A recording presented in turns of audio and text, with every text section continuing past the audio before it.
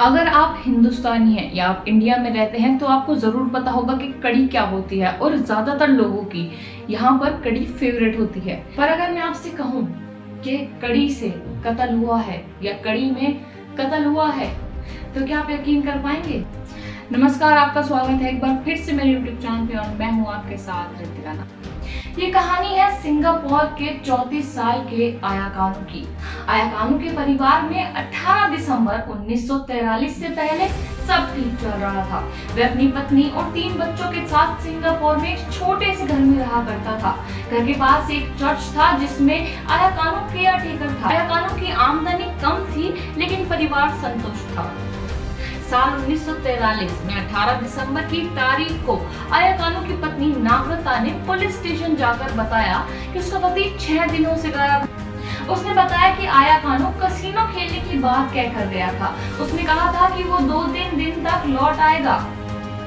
Police ने report दर्ज कर जांच शुरू कर दी, लेकिन फिर केस धीरे धीरे ठंडा पड़ गया। नागरता ने भी थाने जाकर पूछना बंद कर दिया। लेकिन 4 साल बाद इस कहानी में एक नया मोड़ आया। 9 जनवरी 1937 को सिंगापुर के मशहूर जासूस अलग मगलाहे को अपने मुखबिर से खबर मिली। मुखबिर ने बताया कि आया कानू की बड़ी बेरहमी से हत्या हुई है। उसके कई टुकड़े किए गए हैं। बड़े टुकड़ों को यहाँ वहाँ फेंक दिया गया, छोटे बारीक टुकड़ों की करी बनाई गई। इसके बाद उसने बताया कि कड़ी को चावलों के साथ करीब 50 पड़ोसियों को खिलाया गया है। मगलाहे के लिए इस कहानी पर यकीन करना मुश्किल था, लेकिन मुखबिर अपनी बात पर कायम रहा। आखिर मगलाहे ने सिंगापुर सीआईडी को जानकारी दे दी। सीआईडी ने इस मामले में कोई दिलचस्पी नहीं दिखाई, लेकिन इतना जरूर किया कि मगलाहे को इस केस की जांच करने के लिए कह दिया। मगलाहे ने इस मामले की जांच शुरू कर दी और जांच में उसे पता लगा वाकई आया कानू गायब है। सवाल था कि हत्या किसने की। मगलाहे ने पाया कि आया कानू जिस चर्च में काम करता था वहां से उसने 21 और 22 दिसंबर की छुट्टी ली थी। ऐसे में वह इससे पहले 18 दिसंबर को छुट्टी पर कैसे जा सकता है? इसके अलावा उसके पास इतने पैसे नहीं थे कि वह कसिनो खेलने जाए। एक सवाल और था कि आया कानू की बीवी ने आखिर 6 दिन बाद रिपोर्ट क्यों दर्ज कराई।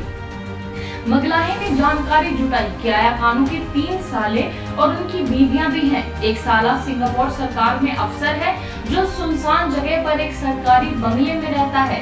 इतनी जानकारी मिलने के बाद पुलिस ने शक के आधार पर 8 लोगों को गिरफ्तार किया। इसमें आया कानू की पत्नी नागरता, उसके 3 भाई, 3 भाभियां और उसकी मां शामिल थे। एक भाई ने पुलिस के सामने कबूल किया कि उन्होंने ही आया कानू की हत्या की है। आया कानू शराब पीकर अपनी पत्नी नागरता को मारता था। नागरता के भाइयों को यह बर्दाश्त नहीं हुआ। एक दिन अफसर भाई ने आया कानू को अपने बंगले पर बुलाया और फिर उसके टुकड़े टुकड़े कर दिए। उसकी कड़ी बनाई और पड़ोसियों को खिला दिया। जनवरी 1987 में पहली बार 8 आरोपियों को कोर्ट में पेश किया गया, लेकिन अभी तक पुलिस के पास सिर्फ कहानी ही थी, सबूत नहीं। पुलिस ने इस मामले में आगे जांच के लिए और वक्त मांगा। इसके बाद कोर्ट ने 5 महिलाओं को छोड़ दिया और नागरता के 3 भाइयों को जेल भेज दिया।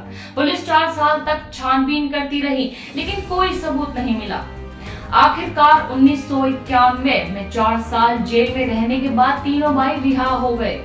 इस कहानी में दूसरा मोड़ तब आया जब 1985 में एक टीवी चैनल ने एक प्रोग्राम में आया कानू की हत्या की पूरी कहानी बताई। इस पर नागरता के 3 भाइयों ने आपत्ति की। उन्होंने चैनल के खिलाफ मानहानि का केस किया, लेकिन कोर्ट में वह ये केस हार गए। पुलिस पूरा यकीन होने के बाद भी आया कानू के हत्यारों को सजा नहीं दिला पाई। यह केस सिंगापुर के इतिहास में करी मर्डर के नाम से जाना जाता है। धन्यवाद आपका मेरा ये वीडियो देखने के लिए। ऐसी और वीडियो के लिए प्लीज मेरे चैनल को सब्सक्राइब करिए और इस वीडियो को अगर आपको अच्छी लगी हो तो प्लीज लाइक भी कर दीजिए।